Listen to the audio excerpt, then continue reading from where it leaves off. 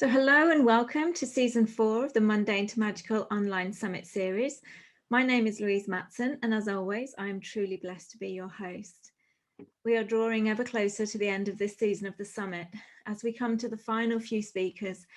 But with that said, today I'm really excited to introduce another brand new speaker to the series, the wonderful Nicolas David Ngan. Nicolas has developed this powerful, profoundly transformative body of soul contract work at the Center For Conscious Ascension in conjunction with Dr Ahlmeirah Ariel Hallaire. They are regarded as world leaders in this field and have been working at the cutting edge of raising human consciousness for over 30 years. Nicolas is the author of the #1 bestseller, Your Soul Contract Decoded, Discovering the Spiritual Map of Your Life with Numerology, and appears regularly at events and on TV and radio around the world, including Gaia.com. This interview will be based upon over 50 years of their combined experience in helping thousands of people around the world to understand their lives, embody and express their high consciousness, and transmute their emotional separation programming, thus enabling people to create more fulfilling, empowered, joyful, and conscious lives. The topic for today's conversation is Your Soul Contract Decoded. Now, I first came across the Hebrew fire letter soul contract system a couple of years ago as part of my own personal accelerated spiritual journey. The soul contract system is another part of the jigsaw puzzle of why we incarnated in this lifetime and what we're here to do, and as such can be a potent element of consciously living our soulful lives. And so it's my absolute pleasure and honor to welcome you to the show, Nicolas. Thanks for having me, Louise. Really look forward to it. Excellent. Just to start off, before I go into asking Nicolas some questions, I wanted to make people aware, if you're not already, on the free gifts page on the Mundane to Magical website, Nicolas has generously offered a free gift of having your soul contract chart printed, created for you. And so the information is on the free gifts page, and it holds the information for whether you have an English name or whether you have a non-English name, so French, German, or anything else. And the other thing that Nicolas is offering, which is a special offer, is for one lucky participant on this live call to be gifted a full birth soul contract reading with Nicolas, which comes to the price of £178, which I think equates to around about 225 American dollars. And that will be, the winner will be identified after the show, obviously, and I will email the winner, but also I will put it in the Facebook group for the Mundane to Magical community as well. And the names will be basically drawn out of a hat from those people who are attendees of this meeting. So fingers crossed, everybody. I hope that you are lucky in this endeavor. So just as you're new to the show, Nicolas, I just thought it would be nice if you just really briefly shared a little bit about your journey and how you connected with this soul contract system, and the fact that it's been such quite a large part of your life's work. Well, I come from New Zealand originally, as you can tell from the accent. It's a lot less strong, wasn't as strong as it used to be. And in 1987, I left New Zealand to explore the world, which is what we do when we're in our 20s. And it was the beginning of my spiritual journey. And I spent a lot of time in Asia. And then in Japan, I heard about Frank Alpa, who was the founder of this work. He called the work the Spiritual Numerology of Moses. And I had his brochure in my bag for a whole year. And I was determined in January 1990 to get to one of his workshops. It's called the Carousel of Growth. I was magnetically drawn. Everything was planned around getting to Arizona. And as part of that training, he was offering these readings using the Spiritual Numerology of Moses. And he took out a Star of David and asked me for my birth certificate name, and then turned it into Hebrew numbers, then allocated them around the Star of David, and then did a bit of maths and figured out 6 aspects of my life and my soul destiny, my karma, my talents, and my goals, both physically and spiritually. Then proceeded to explain my entire life in that 1 hour, and I was stunned. I'd been completely lost, bouncing off pretty hard walls in life, not knowing what was going on. And he put all these disparate pieces, he ordered them in all the right places, and my life made sense. And it wasn't what I thought it was at all. I had no idea what was going to happen. It was a massive wake-up call. It was because just on the beginning of my spiritual journey, I've been reading Shirley MacLaine books and that sort of stuff, and Oren Darwin channelings, and just getting going, and he just blew me out of the water with the power of this thing. And so I said to him, where can I learn this, Frank? He said, well, we're running a workshop on this in 6 weeks' time. So, and I was in America for an indeterminate amount of time, so a few months at least. So I just went off and traveled around America, stayed with all the people I met on the first Carousel of Growth workshop, and came back 6 weeks later with most of them and learned this work. And I was transfixed by it because I had this deep soul need to really know this really well. And I brought it to England, and I spent many years studying it. I did a normal sort of job in London, sort of doing temping. I was working in the communication industry. And then I was going around with little cards based upon what I learned in the training, understanding each of the 22 Hebrew numbers we use in it, and I was trying to learn this thing. And then I was starting to give readings in the weekends. This is how the whole thing started. And I taught the first training of this in 1994, and it's 26 years later. We're still teaching it, but we teach it on Zoom, and have changed the lives of thousands of people, because my life radically changed that day. It was never the same again. And it's one of my most favorite things to explain to someone that the sound of their name creates their life by the law of attraction. And we use 22 ancient Hebrew letters allocated to their birth certificate name. Then out of those letters come Hebrew sounds and numbers. It's all one and the same thing, letters and numbers in Hebrew. And that vibration, we calculate those vibrations on the 6 aspects of someone's chart, and that explains how everything in their life is created. And when you understand what that is, you can take charge of your life for the first time, realize what you're creating, and then decide what are you going to do about it. And the system shows you what you're creating, but also shows you how to work through the issues, the karmic challenges you face. And Ahlmeirah and I have been working on the system 50 man/woman years ever since. And it's changed so many lives. And I left the corporate world in 1997. I just had my midlife spiritual awakening crisis, if you want to call it. I left a very good job in London, and I set up the Center For Conscious Ascension. We didn't call it that at that stage. Met Ahlmeirah a few years later, and then we developed this work enormously ever since. And Spirit prompted me to write a book, Your Soul Contract Decoded, in 2011. They started 2013, and we published it.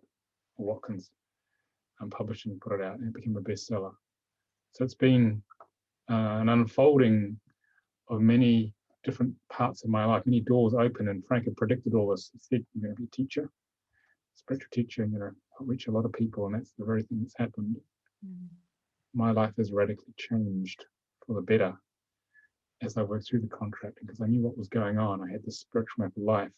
I was very sure I was going in the right direction. It wasn't hit and miss, which I had been up to that point. So that certainty allowed me to focus and just get on with it, really, because I knew I was doing the right thing. And I think in life it's actually quite hard when you don't have the tools, the right divination tools to know, well, what should I be doing? Which is the question I get from people all the time. Absolutely. Yeah, I think that's one of the things that I found about it, because obviously I came across it quite late in my life. And I know that the chart is broken up into kind of 2 phases of your life, as it were. And just being able to look back on what had already been and go, oh, I see, I get it. I understand why my life was unfolding the way things were, why certain patterns were repeating, or, you know, whatever. It was because, you know, there were these really obvious lessons within each of the karmic aspects, the challenging aspects, and some of the talents that wanted to be unlocked and fully embodied that I hadn't quite got. And so I'd go around experiences again and again until I got them. So would you like to speak just a little bit more about the chart itself and what people can expect to kind of get from a physical perspective, but then also kind of what are the different aspects within the chart? Okay, let me find build up PowerPoint, and we'll come up with something here to show you. Let's give it a sec. Sorry, there's fireworks happening outside. Yeah, it's very noisy. Okay, so let me share the screen here.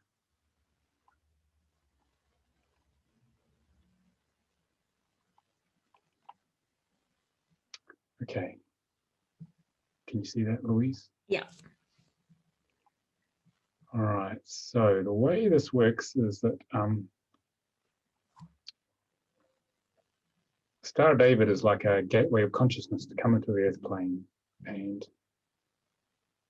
we use it to decode your name. And so what happens here is that, in fact, actually, Louise, are you okay with we use your name? It'll make more sense. Yeah, that's fine. I think it probably would make more sense to kind of go through. It'll make more sense. Something specific. And the other thing that I wanted to say was I really love the fact that it's based on the frequency, the vibration from the pronunciation of the name, because that was actually quite a big part of the journey for me. First of all, I got the message, the power is in your name, and then it was the power is in your voice. But it was all around the sound frequency and vibration, which meant a lot to me at that time. Yeah, so this will make a lot more sense. So we're going to use Louise's name here. Okay, and okay, so what we've done here is that we've converted Louise's name here into the equivalent Hebrew sounds. And out of those Hebrew sounds, we get Hebrew numbers coming. And they're labels for Hebrew frequencies, and each has a specific meaning. And these numbers, well, it's actually the numbers here in the aspects. The meaning of these aspects, which we're going to show how they're created, was channeled from the soul of Moses over a period of 9 months to Frank in the 80s. And this, he channeled through this whole system. And so I'm sort of, I guess, part of that lineage, really, just continuing the work. Because he wanted this work to get out in the world to wake people up. It came in, it used to be around in biblical times, but it came in again to help us in this period of great awakening we're going through. So basically we have a bunch of Hebrew sounds here, which we're going to decode on the star here. And here's how we do it.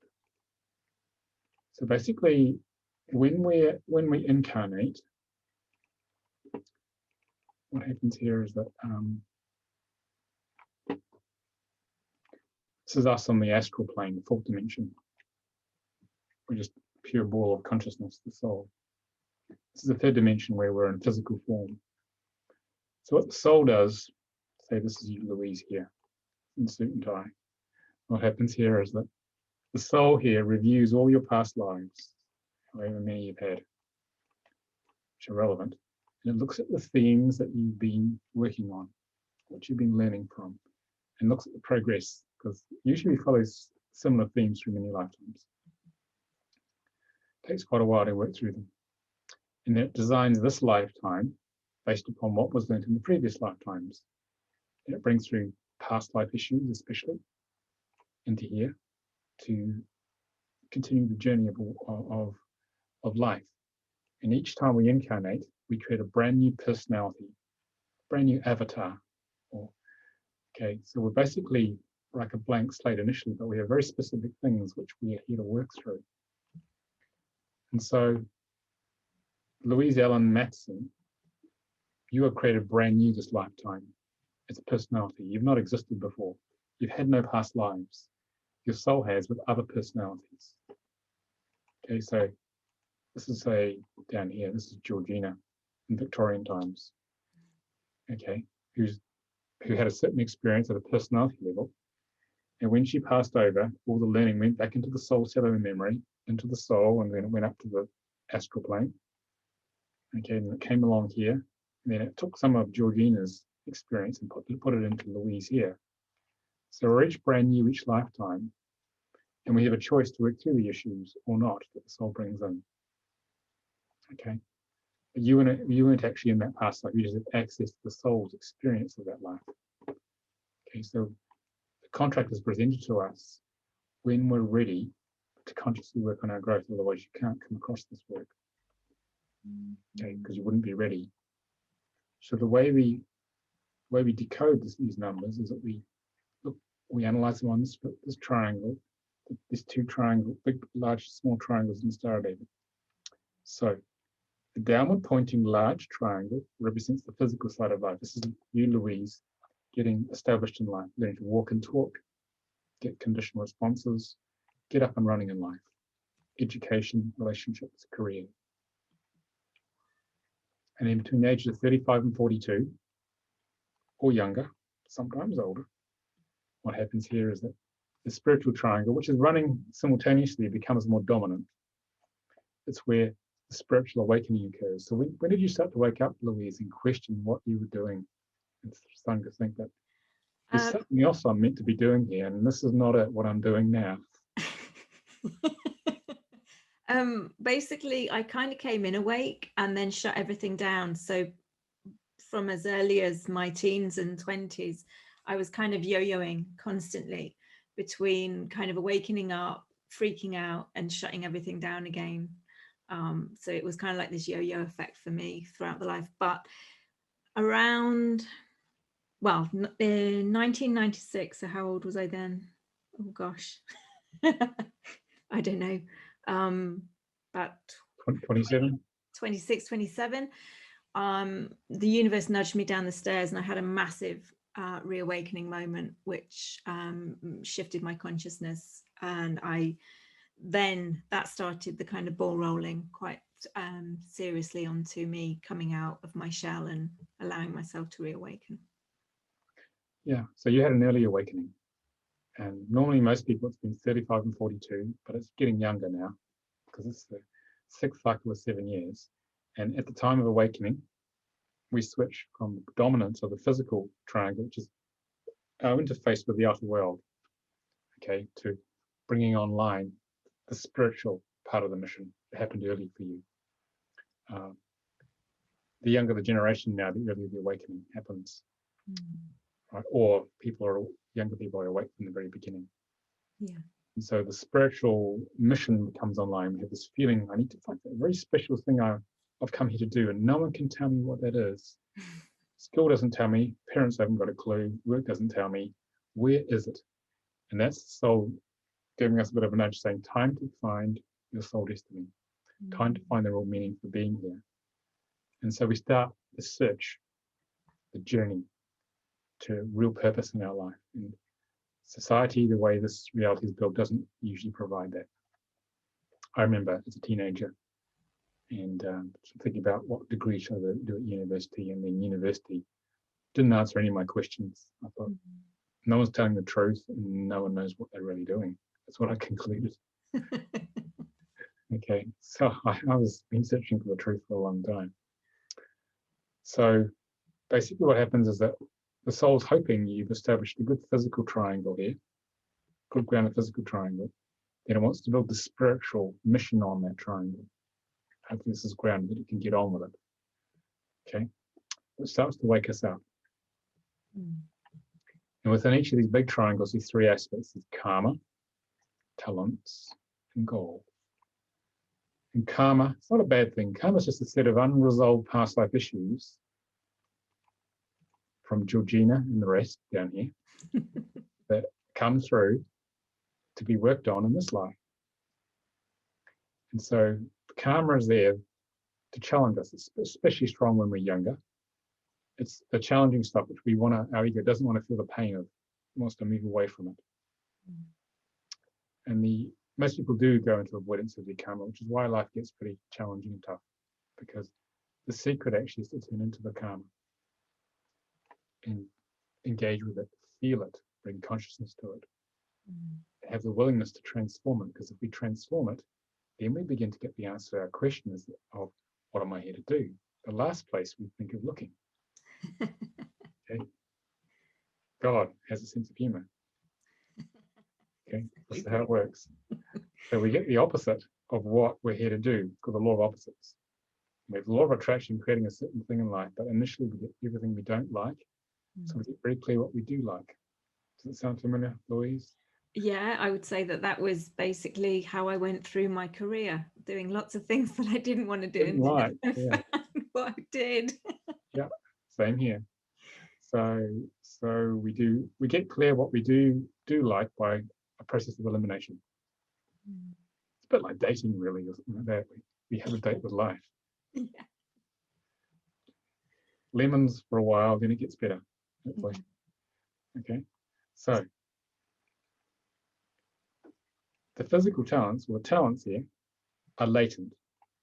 And this set of energy activates to help us overcome the karma, if it's a good match in terms of its relative power, the quality of the way the numbers interact with each other, because they all interact in different unique ways, and the level of consciousness of the numbers as well.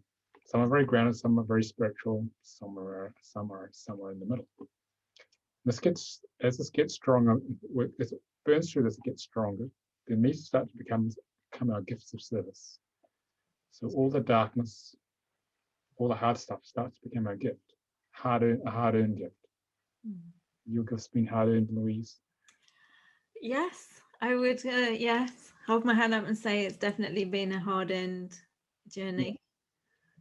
So our souls come here for this intense emotional immersion in this journey of life, and we queue up trying to get a place here because it's the fastest way to grow. And often on a bad day, most of us think, I wish I hadn't put my hand up. It wasn't a good idea.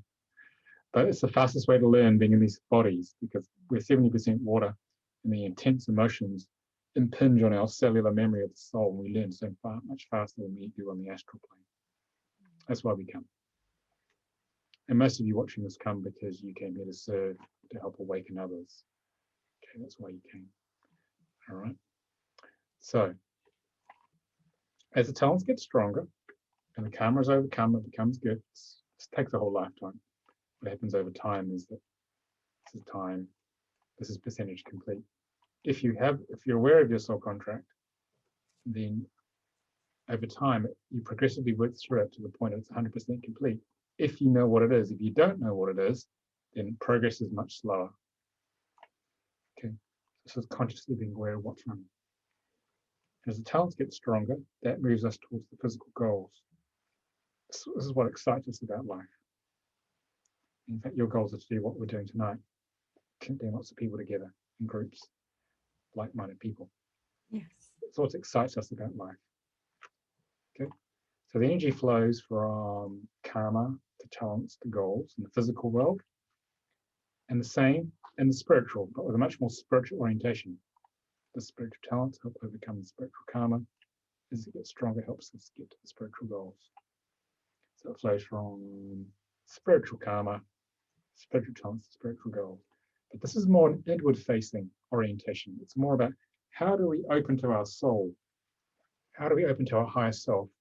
How do we embody higher consciousness as we awaken, as we dissolve our ego by working through all the layers of, the many layers of the ego, and surrender the ego, so our higher self can come through a much cleaner vessel, emotional vessel, and then deliver its gift of service. And if we consciously work through all the 6 outer aspects here over time, once we know what they are, then what happens is that layers of the soul destiny start to present themselves. It's not like some great biblical slab that arrives on your doorstep. It's slithers of it arrive and you say, oh, like me, it was like, oh, I'm going to do a bit of healing. That's interesting. I'm going to do a few readings. And at the age of 37, I was sitting in my glass box in the city in London, and this cloud went by in the shape of an angel on a blue sky summer day, the only cloud in the whole sky, about 200 foot long. It was almost like it was gazing and waving at me. And it was like, okay, it was time to leave the job, which I hadn't expected. To start this business, what I'm doing now. So layers come, and then but 6 years later, no, 11, 12 years later, the higher self said, time to write a book. I said, you what? Time to write a book about this. Okay. So these things just keep turning up. And so layers, as we align with our, as we dissolve the layers of the ego, what happens is this. Most of us are in a little ego here, which thinks it knows everything. It thinks it knows what's going on in our left brain. We're following the path of suffering here, which is why we turn grey as we commute. Okay. And once we have our soul contract and our consciousness expands and our ego starts to dissolve, you start converging on what we call the spiritual signature. It's that line. This is the one action that opens your heart in each moment. We start to converge on it. Once we understand our soul contract, because we know this is just a waste of time. That's a negative context to be overcome. As we start to converge on our spiritual signature, life starts to open and flow. Would you say yours is flowing much more now, Louise? Yeah, absolutely. Absolutely. And in ways that I would probably say I'd never imagined or associated with. You know, we have kind of like an idea of what success is, but it's all based on what the ego perceives success to be. And yet now I feel so much more in flow, and that trust that I'm going to be provided for, and I can just keep going and surrendering and trusting and just, you know, squeezing out of my comfort zone that bit more. Yeah, everything just seems so much easier and much more in flow. I can't quite put it into words, but it's not as frenetic as life was. Yeah, well, you're doing this, you're aligning to the flow of your soul, the higher self, because you know what your soul contract is now. When did you first have your reading?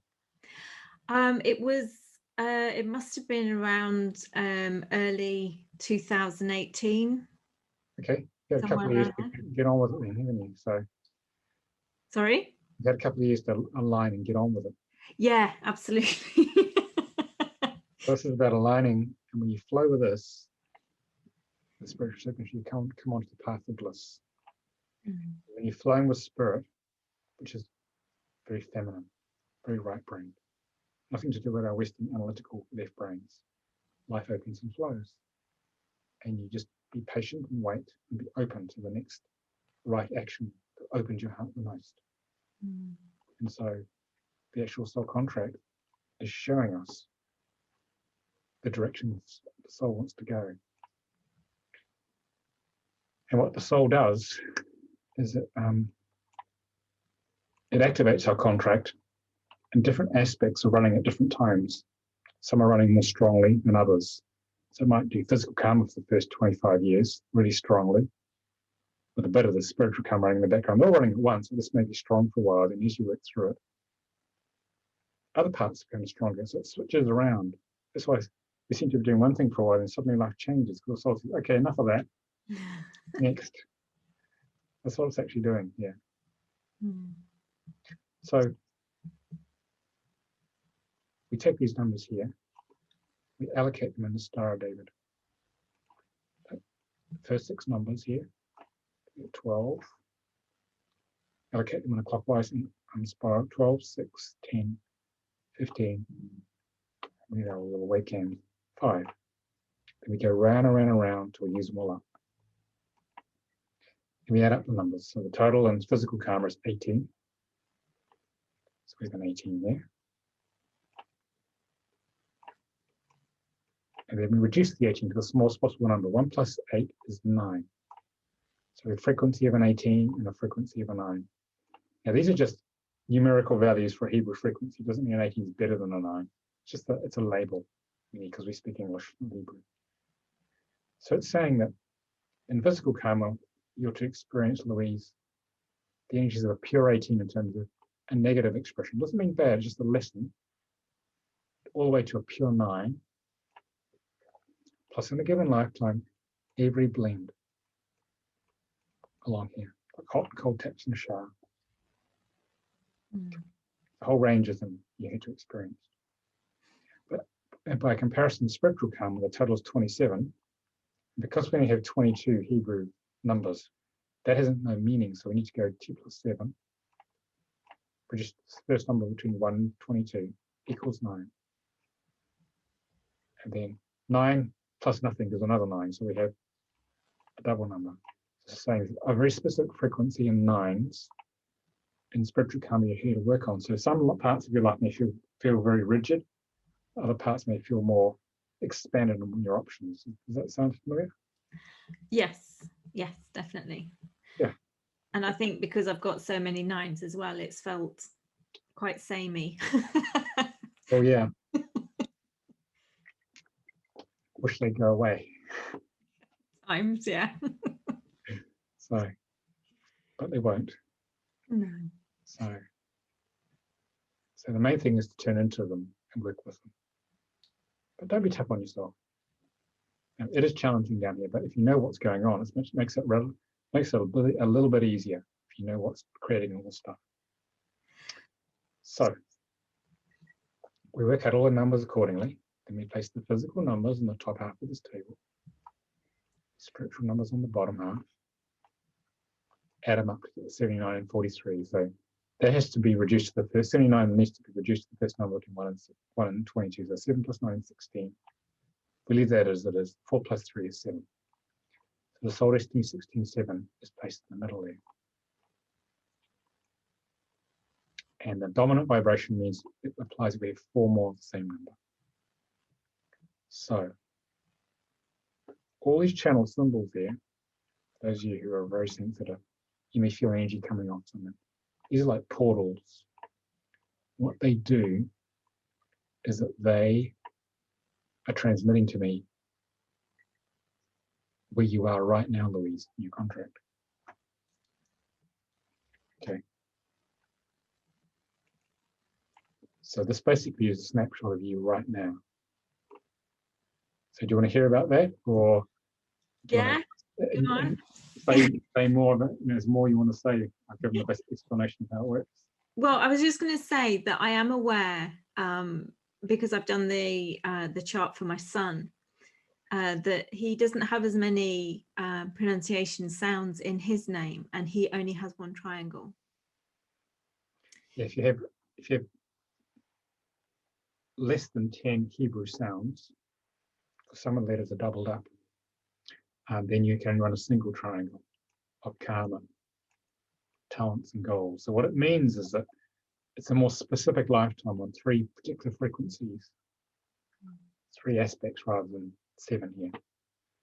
So some souls want to have that, and it doesn't mean it's less of a life, it's just a different focus. Okay, because the soul decides the name in advance to create the life the way it is, and it telepasses to the parents what it wants to be called from the time it incarnates. So where would the soul destiny be for a single triangle name? The best way to think of it is that, well, the way Frank taught us, there wasn't one, but it's more the goals are more like soul destiny. Okay. So you're not missing out. People think, oh, my chart's smaller, I've missed out, but no, I get that question a lot. Okay. I mean, the shortest name I came across was Boy, because he was this client was adopted, and when we put Boy on the chart, it explained his entire life. Oh, right. Okay. So it works. Yeah. Okay. So there's a logic to the whole thing here. So we could proceed to give a brief look at the chart, Louise, if you like, or if you have a question you have about your life. If we give a brief look at the chart, but then also because there was the issue of, we quite often change our names throughout a lifetime, and so the impact of a name change So for example, I shortened my name for quite a long time, and I realized that one, that gave me a whole set of new kind of experiences, but also within the element of the power is in your name, the power is in your voice, was that I'd actually diminished aspects of myself. And so for me, it was about kind of taking on the whole name and owning the whole name. For me, that was kind of, that's been part of my journey. Yeah, just think Shelley's asked a question. Yeah, this is Louise's birth certificate name, Shelley. Okay. You can think of the birth certificate as the cake of your life. And what Louise is talking about now is adding layers of icing by common use of the name or getting married or just changing it. Okay, but we're going to talk about the cake initially. This is the primary energy that creates by the law of attraction, because this name is programmed into our DNA, to our energy bodies, into a substance called karmic matrix, which is like a grey cobweb-like substance. It runs through the four fifth and sixth dimensional parts of our being. And it literally radiates out to the matrix, if you've seen the movie. It's a good metaphor for what's going on here. And the matrix rearranges around what you're transmitting out. So now you know that if you understand that it's all coming from you, if you change the frequency of your name, you change what happens in the outer reality, which is what Louise was talking about. Okay. So names are very important, even though in the West we are very casual with them. Okay. All right. So we're going to talk about this for a bit longer, and then we'll talk about the effect of different names. Okay. So what's the big question you have about your life now, Louise? You had a good go at it so far. What's the big question? What's the big question right now? We'll start with that. Okay, well, I kind of feel like I've traversed a long way through, and I feel like a new aspect is coming, only it hasn't landed yet, and I kind of get hints and snippets of what it is, but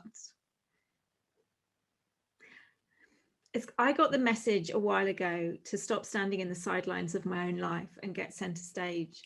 And I kind of like, that was part of the journey with the Mundane to Magical Summit, and that whole journey of allowing myself to be seen, because I was very good at hiding before.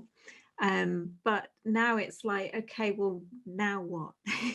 Because I know something is wanting to come through. It's just, it all seems very kind of intangible and nebulous at the minute.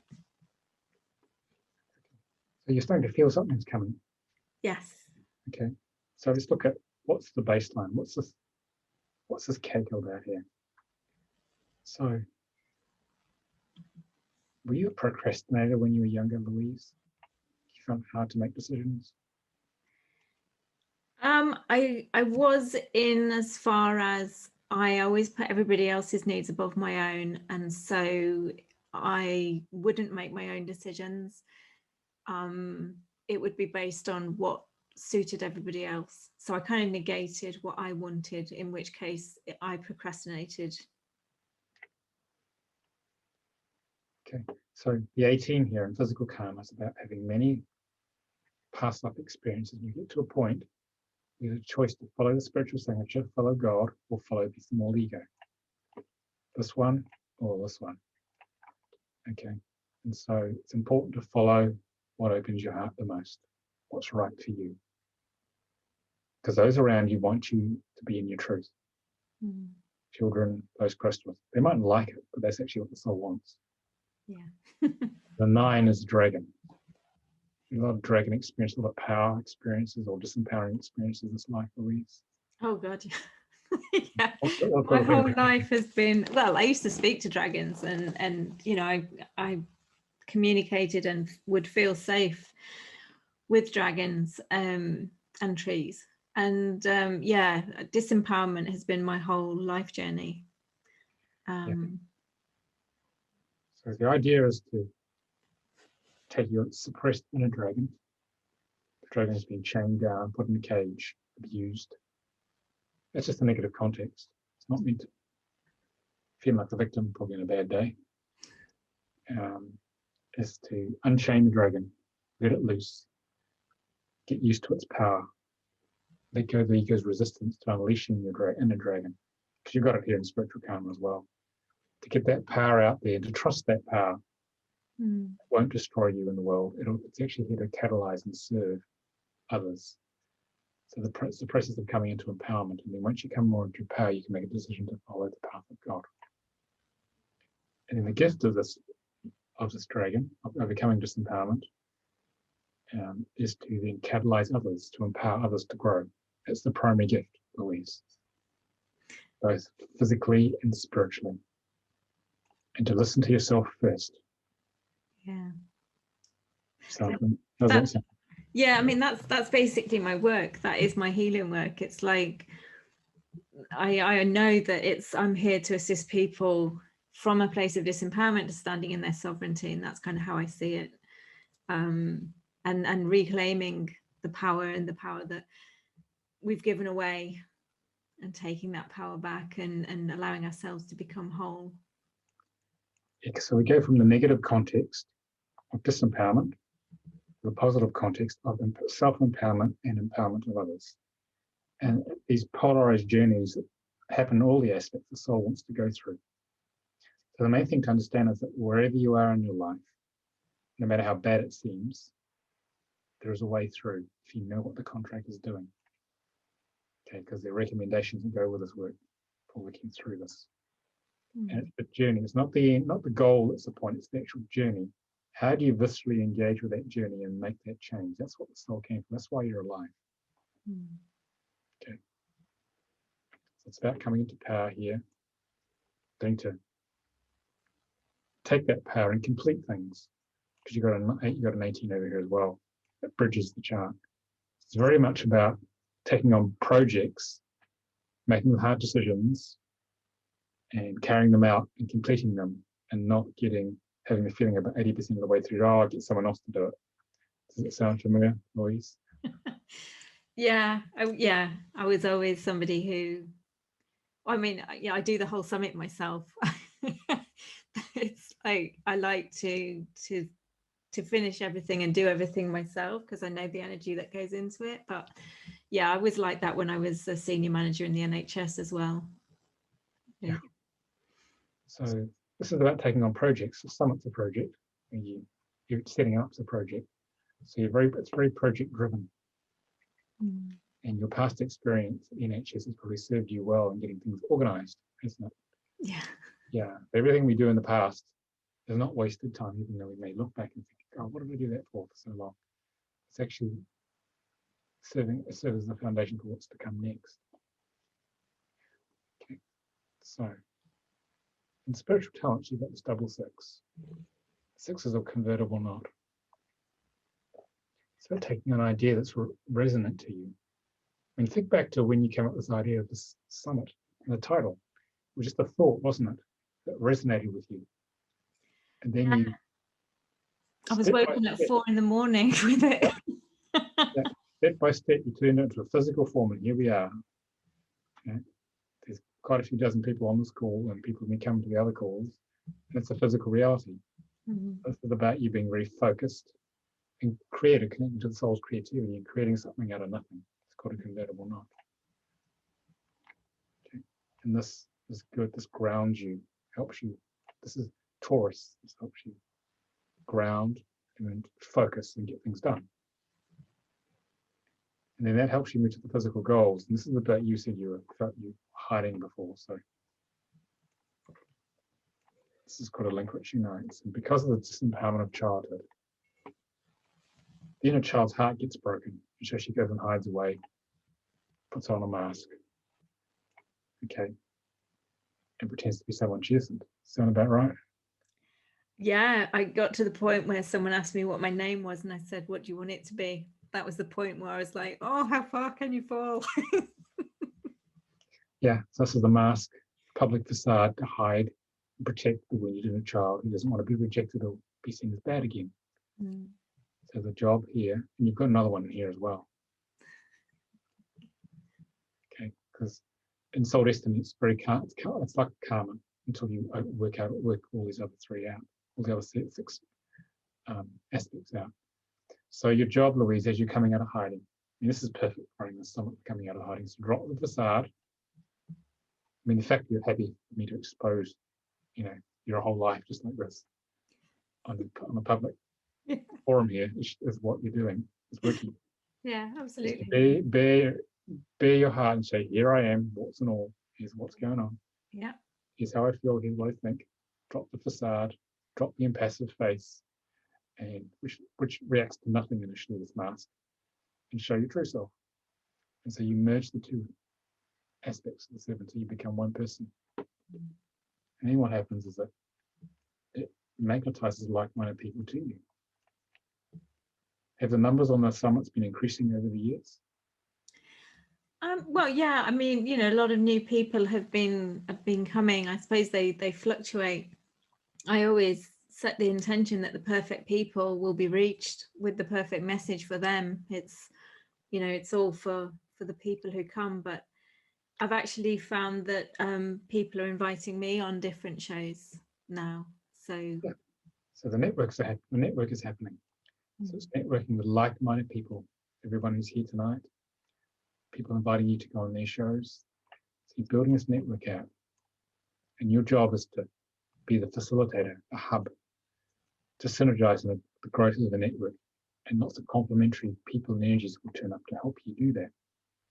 So you move out of the isolation of hiding away here to this vast network of people. And then not necessarily being the leader, but more the facilitator, the one who takes the action to make things happen. So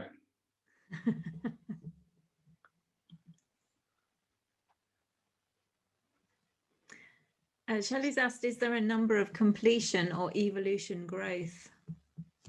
There's 22, which is a blending of all numbers, blending of mind, body, and soul, and the circle of God. If that turns up in the chart, it indicates that you are reconnecting to source. It's very powerful to have one of those in the chart, karmically and in talents. Okay. So the spiritual karma is very much about locking out your belief in spirit. Okay. And this is about learning to trust in the flow of yourself, of God, and bringing it through. This is how's your channel doing nowadays? This is about denying and not trusting your channel initially. I trust it now. I mean, I used to filter, and I don't now at all. When I'm in a client session, I step out of the way and I'm just a complete channel, and what comes through comes through, and I have absolute trust and faith that what's going to come through is going to be perfect for the person. So it's so funny because during my life I've been given the words trust and faith to the point where I was like, get lost with your trust and faith. It's just like, but it was my journey because I didn't trust it, and I didn't have faith, and I would doubt it, and I would question, and I would keep myself quiet, and I wouldn't share. But now I do feel that I've just completely surrendered to what comes through now. So yeah, we are a vessel for higher consciousness to embody and express through us. We're not actually in charge. Like if you think about this, we're in these little bodies trying to make life happen. It's a pretty overwhelming task. But if we clear ourselves of our subcontract issues and allow higher consciousness to come through us, which is what you're talking about just then life will flow and open. So it's about getting out of our own way, actually, and life will come to us. Rather than try to figure it out and then force it to happen, which is a very Western thing to do. It's about surrendering and allowing it to flow to us. So see what talent you've got. So this is saying you like a challenge, Louise. 21 is the mother aspect of God. It's saying you've had a lot of challenging things, which have made you very strong. So what have they been like? Well, yeah, I jokingly said on one of the earlier interviews on the summit that I'm done with learning things the hard way. I want to go into ease and grace. Yeah.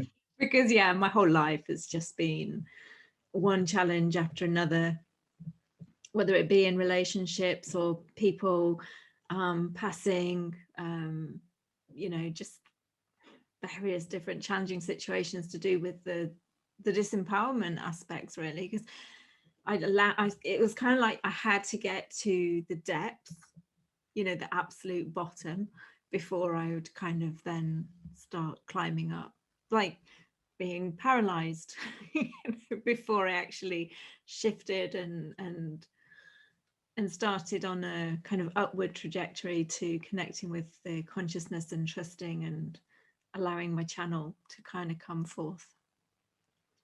Yeah, we all hit rock bottom at some stage. Dark night of the soul. It's not meant to defeat us. It's about basically dissolving the ego enough so it surrenders enough to allow spirit to come through. So the 21 is about putting great endurance through great challenge, and then you get to the point, I wish it was easier because I'm sick and tired of breaking rocks. And then once you got to the point of realizing the ego's been looking for the hard way the whole time, which is a bit shocking, isn't it? Then you go to, okay, what's the easy way? We can walk around the side of this big rock. Okay, rather than trying to beat ourselves bloody getting through it. Yeah. Yeah. And the 3 here is about the internal canal. It's a teacher. It's about this library of knowledge inside you. And then that library is deep soul wisdom you're here to bring out into the world. But first you must remove a plug of unworthiness to be loved first. It's always the catch of these things. Okay. Removing that, and then communicating teaching, and communicating on this whole summit is about bringing deep soul wisdom out to the world with many speakers here, and you're drawing out of them their very best, that process. So far we've got empowering others, being very focused and grounded in the process, okay, creating networks of people with an open heart, doing it the easy way, but with lots of inner strength, and communicating from great depths of you as well. How's that sound so far? Yeah. I would probably say, yeah, I'm finally kind of coming into the embodiment of the higher aspects of those, having experienced the challenges enough, I feel. Yeah, and it seems to take ages to do this stuff. Diagram, where is it?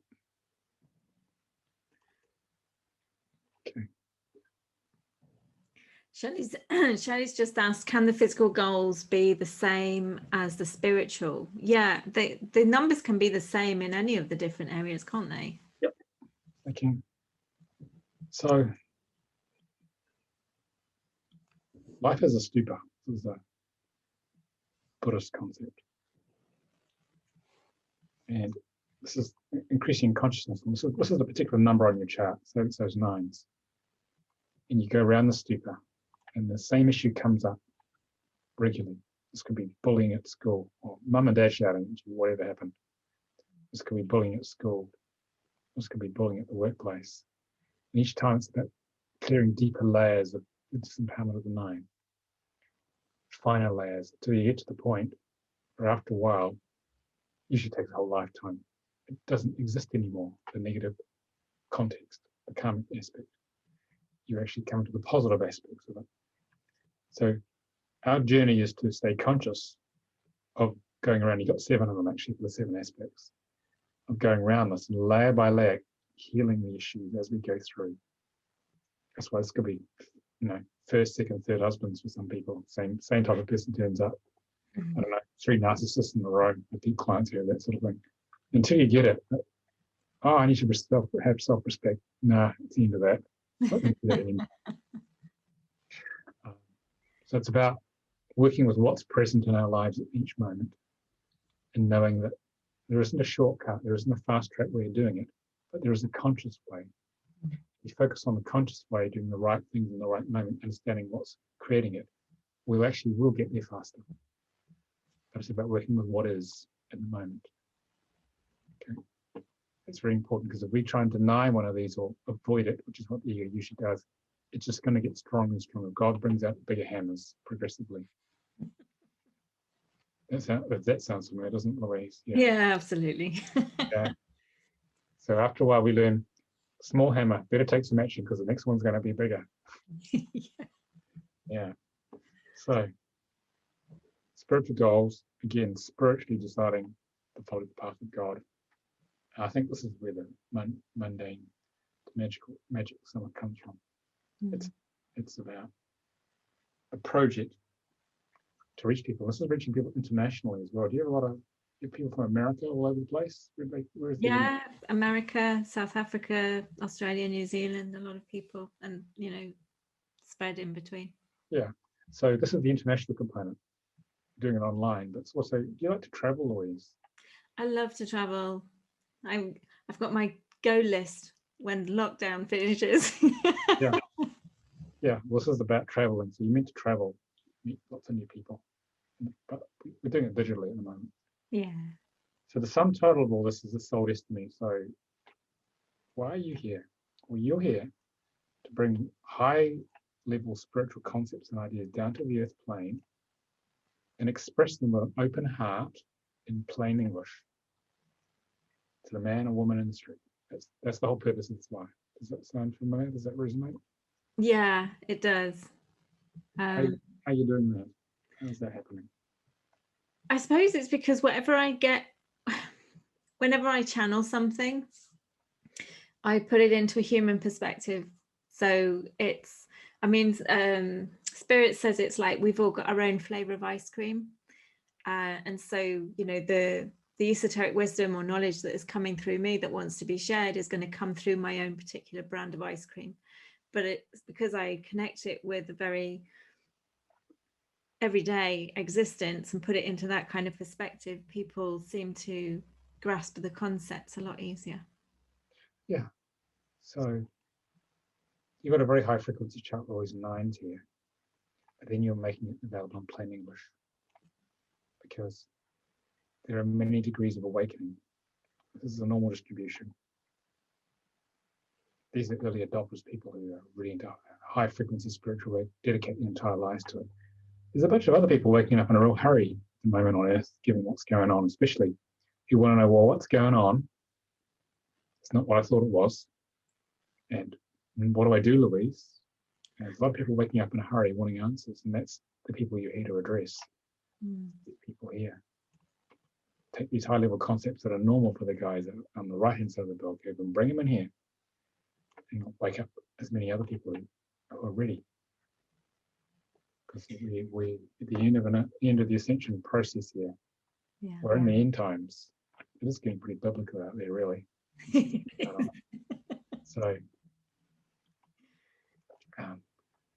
that's why you're here, Louise. You're here to wake up a lot of people. And the 7 is also this networking. It's this show reaching a lot of people. So overall, it's here to empower yourself and others in a very grounded, focused way, with an open heart, catalyzing others into action, and having the strength to bring deep soul wisdom out as a teacher, facilitator, and do it the easy way, in plain English. Here is your executive summary of your life. Fabulous. Fabulous. I mean, I suppose that the nice thing for me is that, having surrendered and having made some massive life changes, leaving the NHS, doing this, it's nice that it's kind of like a validation that actually, I am on track as to what my soul came here to do. So, and it really helped with the kind of, there are no mistakes, there are no victims. So all of the things that have gone on in the life previously, all of those aspects that built my resilience muscle and all of that kind of thing, it was all perfect in its own way, and being able to take the blessings from that, which I found also really helped with the journey. Yeah, 7s are about letting go of the past. Past hurts to the heart. I've got some of these. It's quite hard to do, my experience. Yeah. And I'm still learning. Yeah, well, I mean, we are always, aren't we? We're always working through it. Sandra's asking, could you describe the Soul Destiny 12-3? 12-3.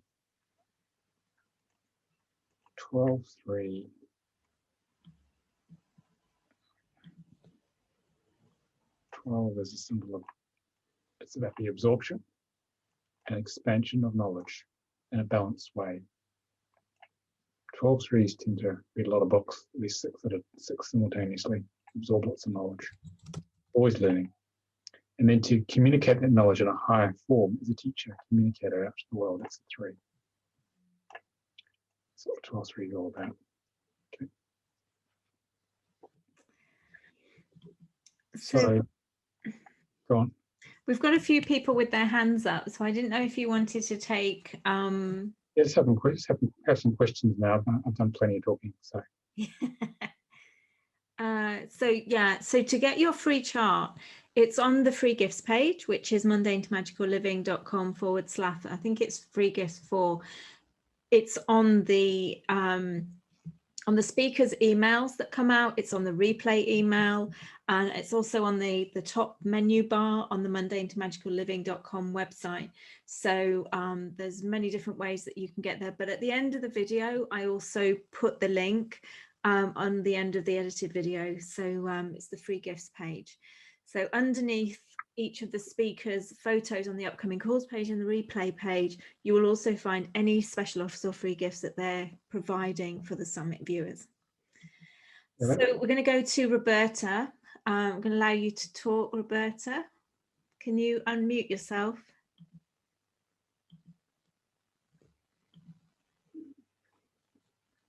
Hi there. Hi. Hey. Okay, I am so blessed that you picked me. I have missed most of your calls because of my job, and I logged you, sir, into memory and said, I have got to listen to his podcast. But I'm at work right now, and the bosses are kind of flittering around. I'm so grateful you picked me. I'm going to pass my, I'm going to pass the flag on to somebody else and let them ask you your question, because I really can't get caught talking to you on the phone. I apologize. It was okay earlier, but not now. I apologize. You can put something in the chat, Roberta, if you want. We can still answer it. I'm not going to be able to. I'm not going to be able to. I'm so grateful. I'm going to get your chart, and I'm going to hopefully win. But I'm going to purchase a private reading from you as well. I'm very excited about this. And Louise, I'm so grateful to you for introducing me to all of these wonderful speakers. It's just been life-changing for me. And I am truly grateful for both of you. And I'm sure everybody else on the call feels that way. So you have a blessed day, and I can't really talk anymore. So Thanks, Roberta. okay, I gotta turn the volume down on you guys. Okay. Bye. Okay, so I'm going to go to a telephone number ending in 200. So telephone number, can you unmute yourself?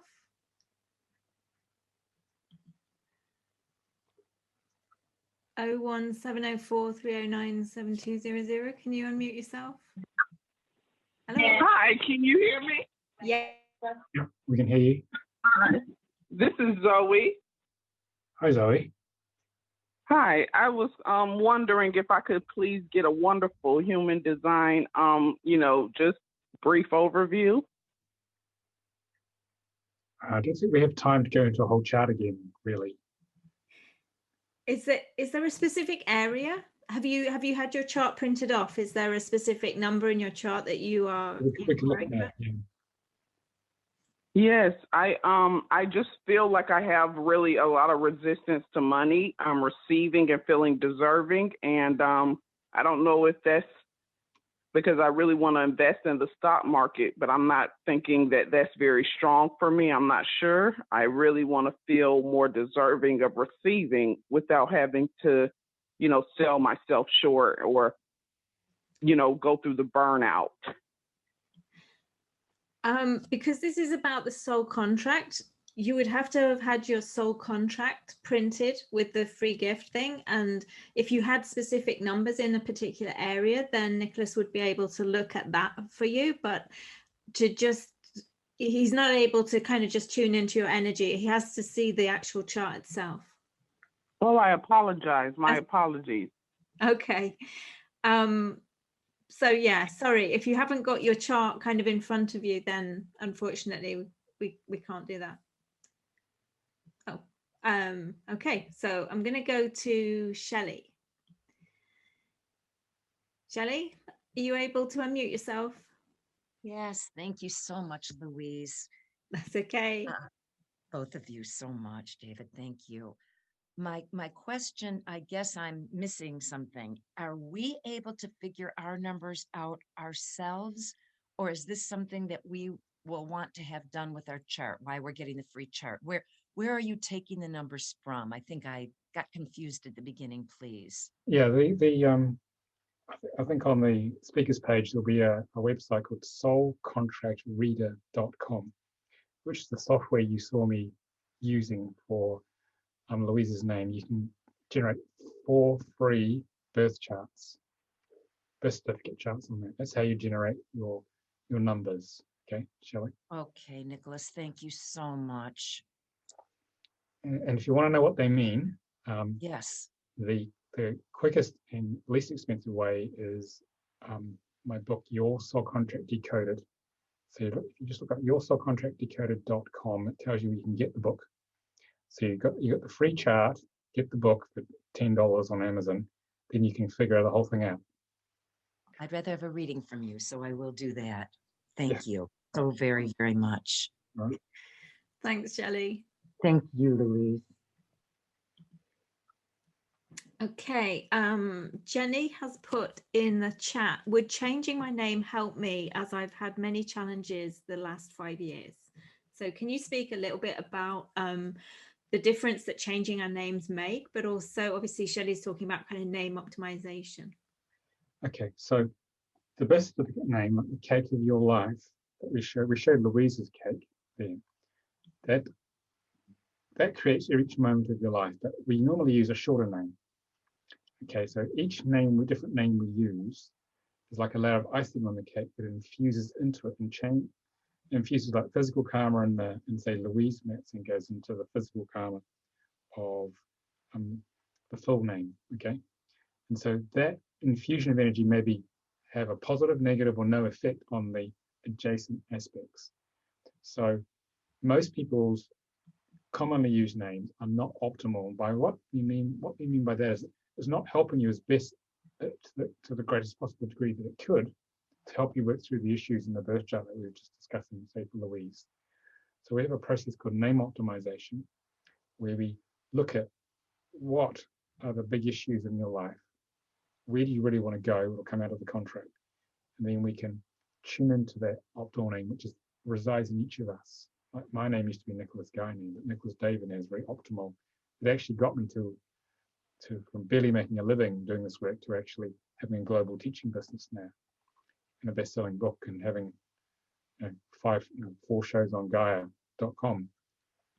So a challenge will usually be a number called a 21-3, just like Louise had. So you probably got one of those there, Jenny. And so if we looked at the chart, that will be the number that will need to be changed so that you stop creating more challenges. Okay, that's probably what's going on there. Okay. So Patricia is saying that she's got 22-4 in Soul Destiny. I know you said that 22 in the chart was, quite a kind of, that's that completion aspect, isn't it? So she's asking, what does it mean? Is this the last incarnation? It's a very rare number to have in Soul Destiny. I've never seen one there before. What it means is that the whole lifetime. Oh, she says, sorry, it's in spiritual goals.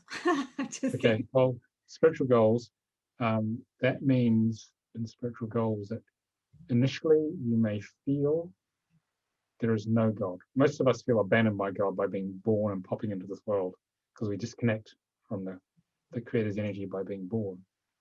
We have our ego, which creates a sense of separation and abandonment, and the lack of trust in God and the feeling of being unworthy to be loved by God.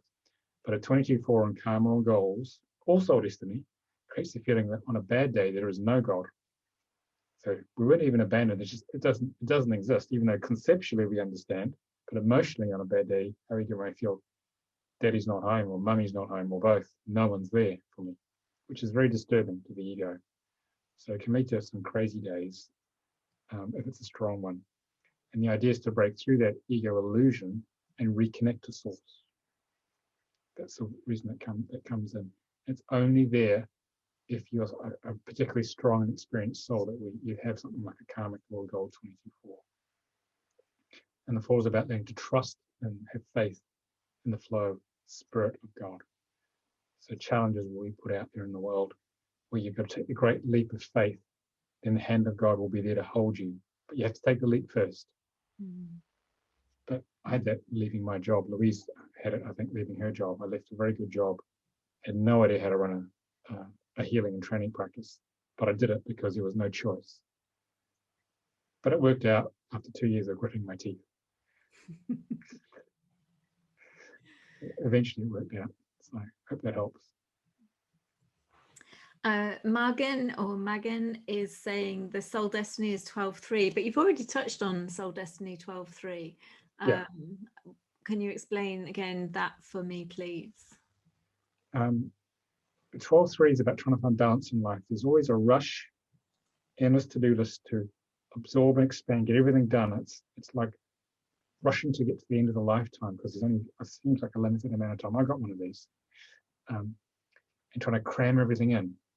But then what happens is that when you're trying to cram everything in and it's so busy and getting burnt out, I've had 2 burnouts because of mine.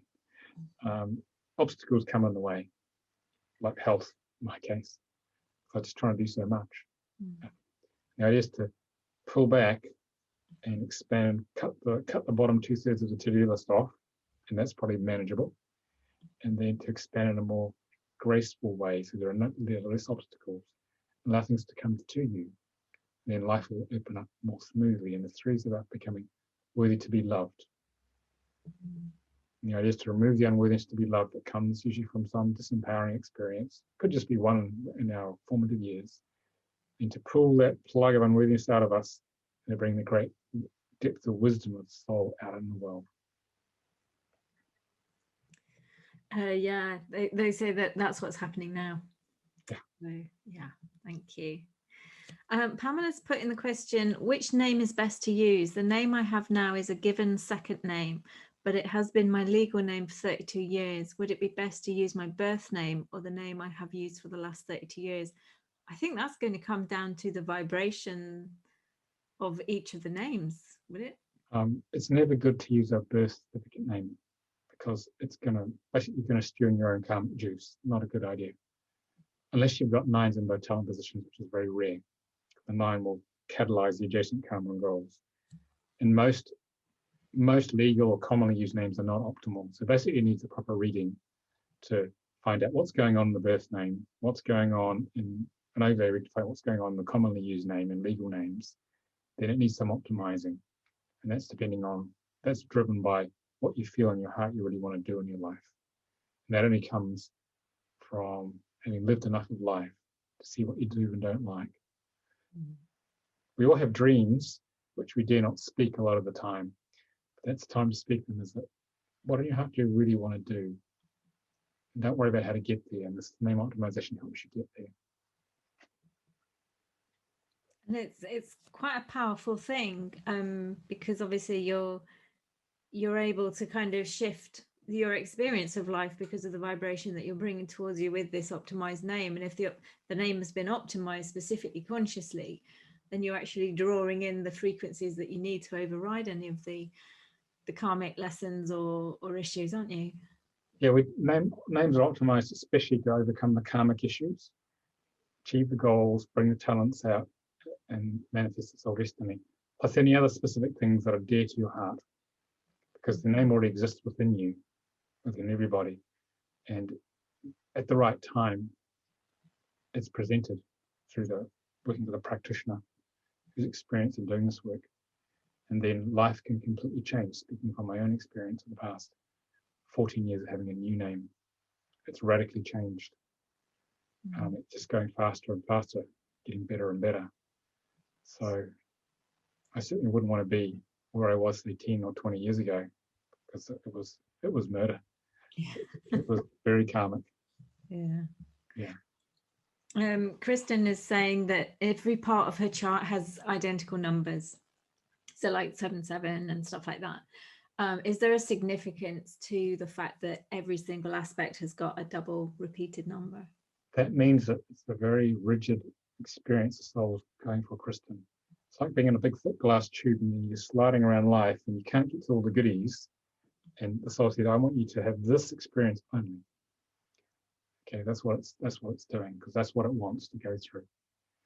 Okay, so you probably need to have a new name with a much wider range of energies, like we showed with the research chart, like an 18-9 or 17-8 with a bigger range. So then you've got more flexibility to break out of the glass tube that life, the soul's got you in.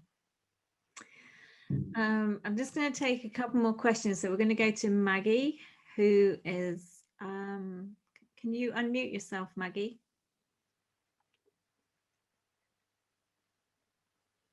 How's that? Yeah, that's great. Hi, Maggie. Are you from New Zealand, Nicholas? Yes. Oh, it's early morning here for me. So I'm just sort of tuning in because I was in and out of sleep. So I don't know what I really want to ask, but I came back on and thought, oh, I'm just going to ask a question about, is it, if I change my name, like I was told that my birth name was Margaret, and I changed my name to Maggie when I was about 15, and that's when I went down a really different path. That's probably why, because you set up some new energies which manifested a different reality for you. Yeah. Okay. So that would have come from the soul to do that. So you have a specific experience. But the key nowadays is to do it as consciously as possible. So you get the life you really do desire. And that is possible. If you do the emotional clearing work on the issues which will trigger if you optimize the name. So there is no shortcuts, no matter what anyone says. You've got to actually do the emotional work. Okay, everyone wants the goodies, everyone wants to be enlightened, everyone wants to have the Ferrari or the wealth or whatever. But it's aligning to where the soul wants to go and doing the hard emotional work. Because if you do that, it gradually gets easier. Okay, that's the key to having a happier life, more fulfilled life. Thank you. Thanks, Maggie. One thing that I will say is, at the beginning of my life, because of the relationship issues that I had with my mum, I shortened my name, and I did it deliberately because I didn't want to have a name that was associated with the one that was given to by my mum, because she specifically said she chose a name that couldn't be shortened. And the experiences that I brought in were very specific, now that I've looked back at that chart as well, to the numbers that were generated from that. And then interestingly, on this journey of healing my wounds with my mother and a lot of my childhood, I reclaimed Louise Matson, and I had a dominant 7. I had a lot of 7s in that chart, which was coincided with me getting the call to do the Mundane to Magical Summit and actually coming out of hiding. And so I really can attest to the fact that when you take on a different name, it really does bring in lots and lots of opportunities to kind of work through and embody the aspects of those new vibrations that you're bringing into your chart, and subsequently assisted me with fulfilling my soul destiny aspect, and also the I think it was the spiritual talents, or no, physical talents. So it really does make a massive difference, you know, what we call ourselves and what we change our names to. And like Nicolas says, it's best done consciously, working with somebody to optimize that vibration, as opposed to, like I was just doing, it was just part of my spiritual journey to actually do that. And my understanding of it has been through reflection. Now, Sandra is asking, her middle name, Patricia, sounds different in English than in her mother tongue. She hasn't said what her mother tongue is. What chart should she use? So this is an issue about the kind of, the non-English names and the English names. So if you've got a non-English name, was that Japanese, Sandra, maybe, looking at your surname there. You need to convert the language your birth certificate name was in, based on the primary parental intention at the time of naming, into the equivalent written English as it's pronounced. No, it's a mouthful, to match that name. And it's a skill that some subcontract practitioners can do. Okay. Because it's Spanish. Okay. All right. So we had to convert Spanish into written English as it's pronounced. Okay. And then we would do the chart based on that. Okay. Not on how your name is now. And that will give the true reading of who you are. But your current name would also give another layer. I'll show you Louise's here, if you're okay with that, Louise. Okay. So here we spent quite a bit of time talking about Louise's birth certificate name, but this is Louise's current name, and this is like a layer of icing, and these layers infuse across from one adjacent aspect to another. And so what Louise was talking about is all these sevens. This is about coming out of hiding, showing her real self. She's got 6 of them actually, coming out of hiding, magnetizing people, holding space. This is the mundane to magical here, holding space, taking spiritual energies and forming a digital space in this case, for others to come into and learn about who they are, and disseminating healing and knowledge into that space from Archangel Michael. This is the masculine aspect of God. And doing it with a very loving, open heart. This is the divine feminine aspect of God here. But having challenges in the process. With the 21 and the 15 here is about going around in circles, trying out lots of stuff to find out what works. Yeah. So, yeah, both names matter. Both of them have, this is the most significant effect, but this name you've had from birth also has a very significant effect as well in terms of impact on us. And the soul knows what's going to happen because it's designed it this way.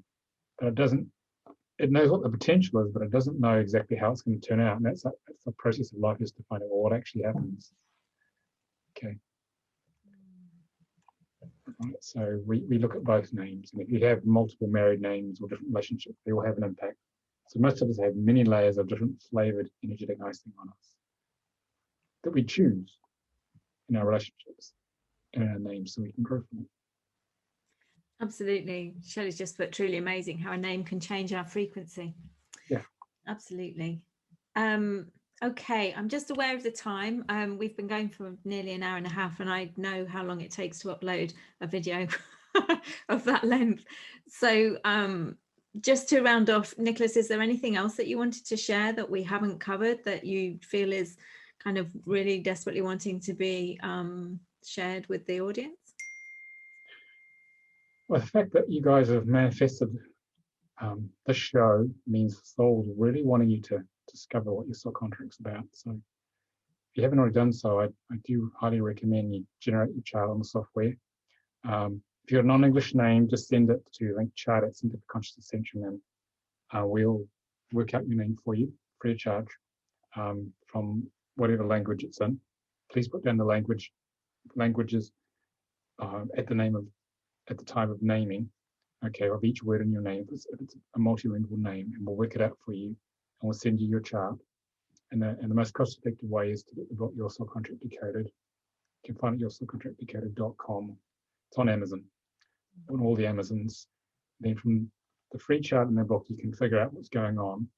Plus the book will also tell you, what do you do about it? So very well opening the big can of karmic worms, but here's what you do about it. Here's how you scoop out the worms.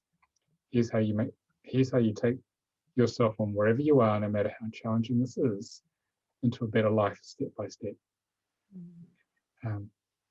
That's what I like to say. There's a way through everything. If you just know what's going on, you know what to do, and you have the will to do it.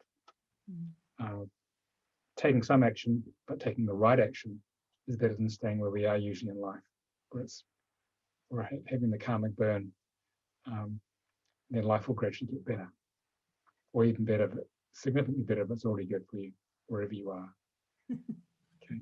because you got to make the decision to change your life, and this tool is designed to do that, so you can have that life that you dream of if you do the work.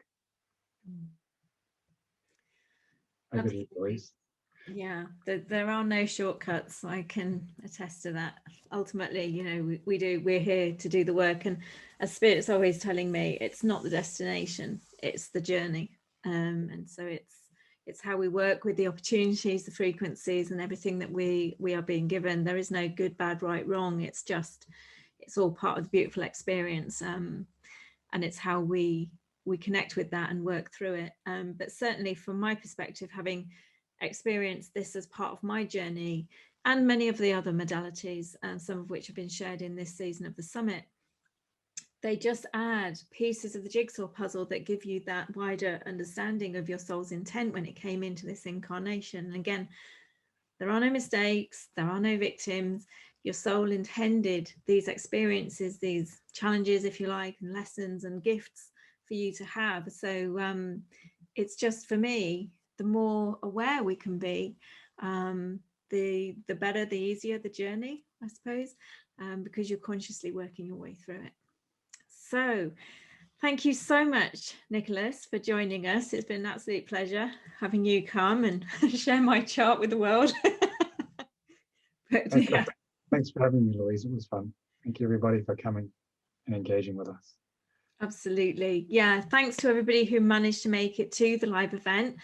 As soon as I click close on this, I will run the report off of the attendees and start pulling a name out of the hat. And so I will let people know through the Facebook group, but also via email as well, who the successful person is who's achieved the free chart. So thank you, everybody, for coming and joining us. I hope you've got a lot out of this call. The last live interview with a speaker is tomorrow with the lovely Judy Carley.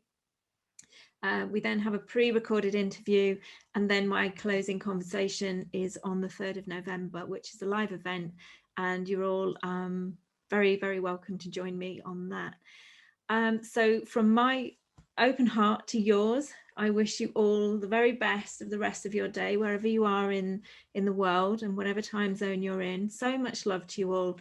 Take care and goodbye. Okay, thanks everyone. Thanks, Louise.